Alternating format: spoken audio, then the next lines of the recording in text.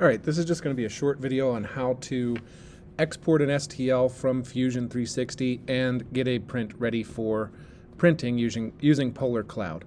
So for this, I'm just going to choose a random design. We did a lot of designs, but we can just choose a random one for this. So if I wanted to print, let's say, the lesson drawing that we did, here it is. This is what's called a Fusion 3D file, or an F3D file extension.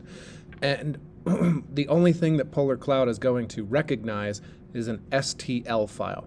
So if I was in Word and I wanted to change it from a Word document to a PDF, that's called exporting. Exporting is typically used to change the file type to something so that it is either more acceptable or for a specific task. So for this, we're just going to go to the little file menu here, and down here is export. Click on export. You can change the name to whatever you want. I'm going to leave this one lesson 1 version 1, and here's the file type that it currently is. It's an F3D file. So Polar Cloud and most 3D printers can't understand an F3D file, so we need to export it as specifically an STL file. So if we use the drop-down menu here, we can see that we have the STL file type, and you can't bring this file back into Fusion and expect to edit it. It changes how it performs as well. So just understand that this isn't actually saving a Fusion file that you can edit later. This is something entirely different. And choose your location. If you're using it temporarily, your desktop is fine, but if you're going to be wanting to save this for later use, make sure that you save it to your student drive or something like that. But temporarily, I'm just going to put it on my desktop. So it's saving to my desktop, and export. It may take some time to do this, so make sure that it says complete, and it should show up on your desktop. So once you have that file, it's pretty simple from there. So we're going to go into Polar 3D. If you haven't created an account, look at the document that I've provided for creating a Polar 3D account. You have to also make sure that you have joined the class or the group. So make sure that you have both joined the school and the group. So once you have that, you'll have access to the 3D printer that we have for this class.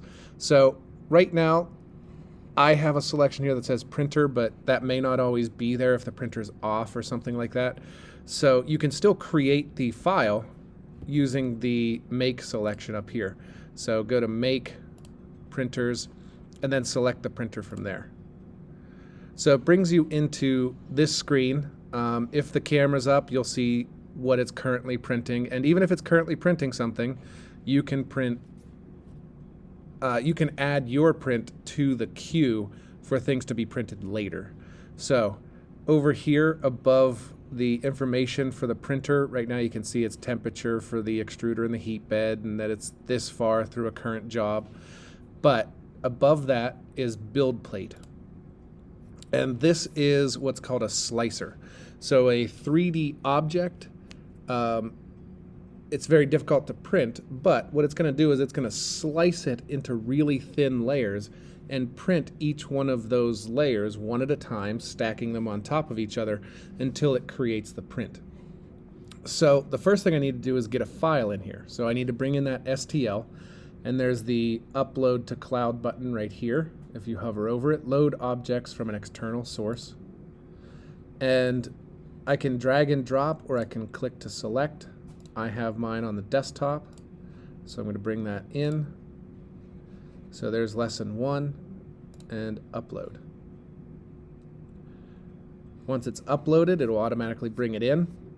And a couple things that you have to be aware of. First, with placement.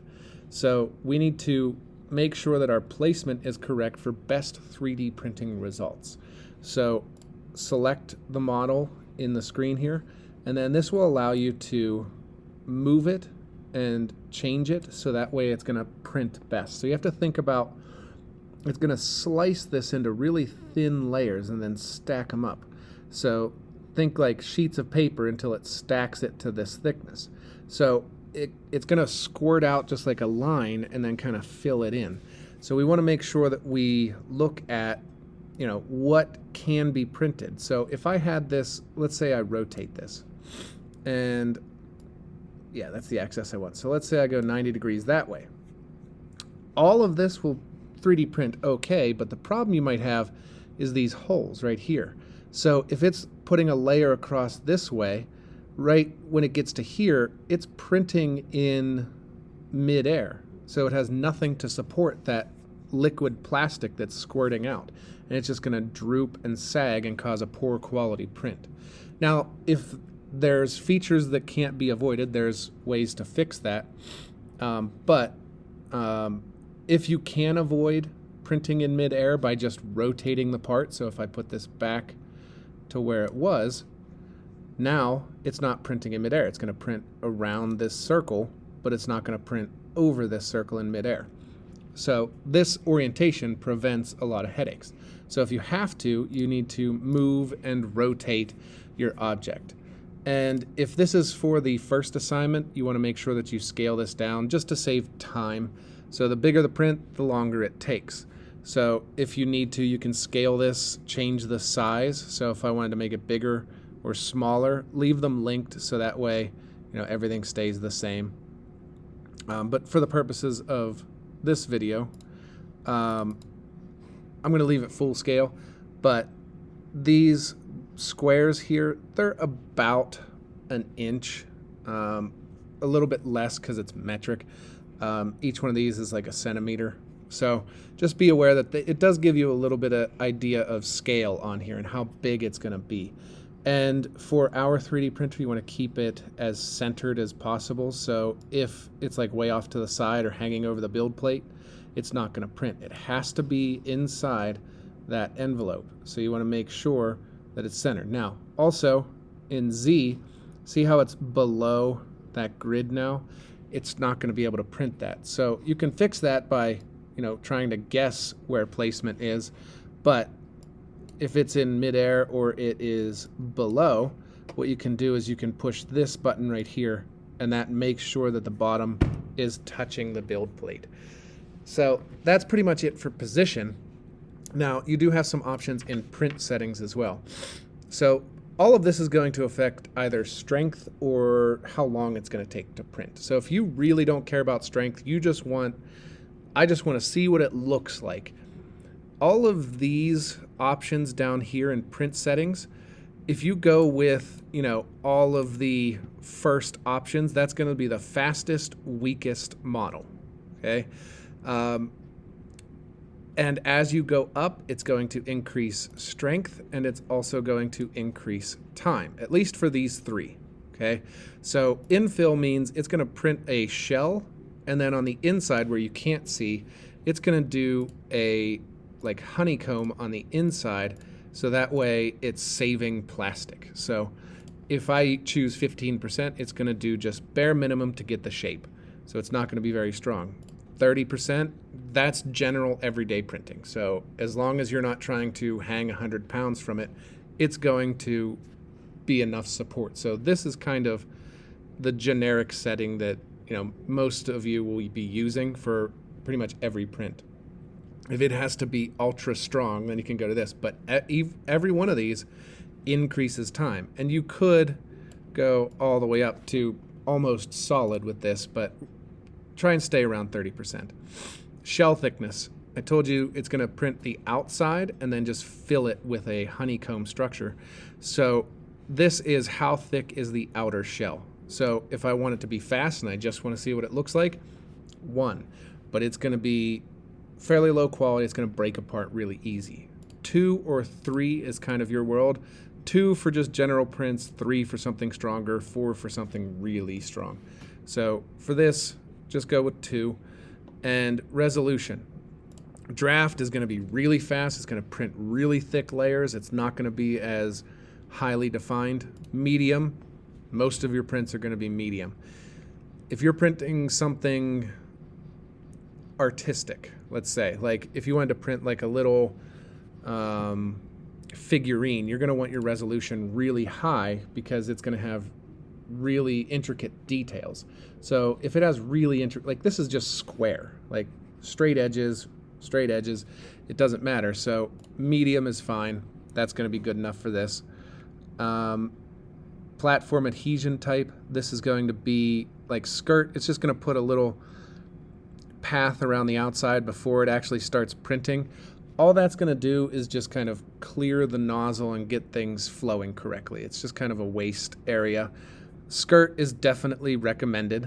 Brim will touch it. So if you have a really tall part that needs to be stabilized so it doesn't shake around as it's moving in the printer, a brim will give it a nice wide foot around the bottom, and it actually touches the part, so that way it's more stable. And raft, if the bottom surface is crucial, that the underside of this is smooth, okay, or is perfectly flat, then a raft is going to help with that, and it's going to make the dimensions of your height more accurate. So most of what we're going to be doing, you can use skirt. It's the fastest, fastest, most efficient means of printing. And the last type, support. Now, support is interesting. If you need support, so if I'm printing something that has an overhang, so let me just modify the placement really quick. So let's say I had to print something like this, okay? Put that on the build plate. So now this is hanging up in midair, right? So there's about 3/8 of an inch between this and the plate that it's going to be trying to build on.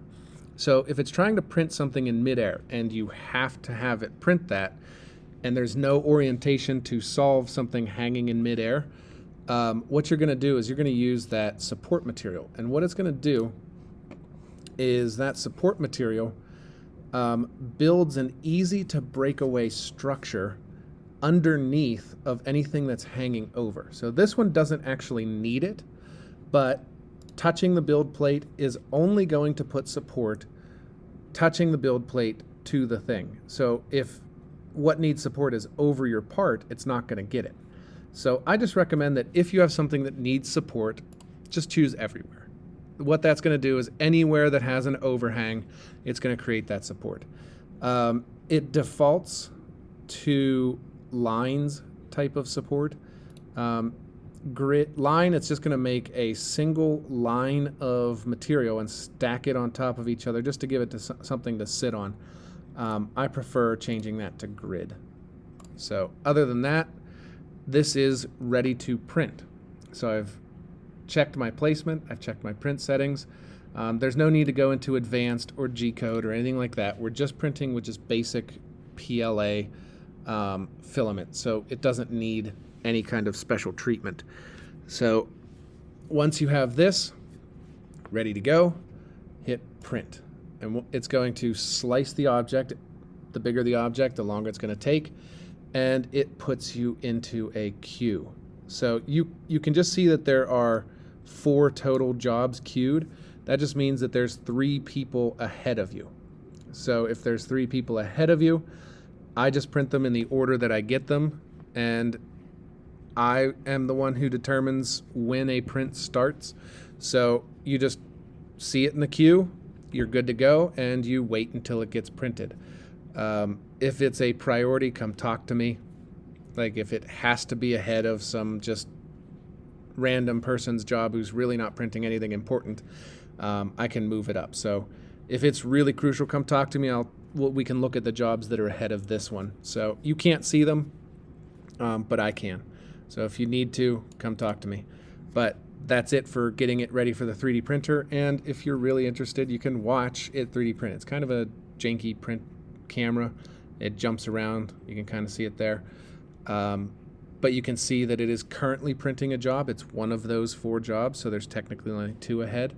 And it also tells you how much time is left. This is in minutes, so there's 30 minutes left. It is 35.6% of the way through the entire build. So that's it for 3D printing. Give it a try. Utilize this. It is a great tool for giving yourself a leg up on these projects and getting things built that would otherwise be incredibly difficult or time consuming to build. This, you just design it, hit print, and it's ready to go. So That's it. Give it a try.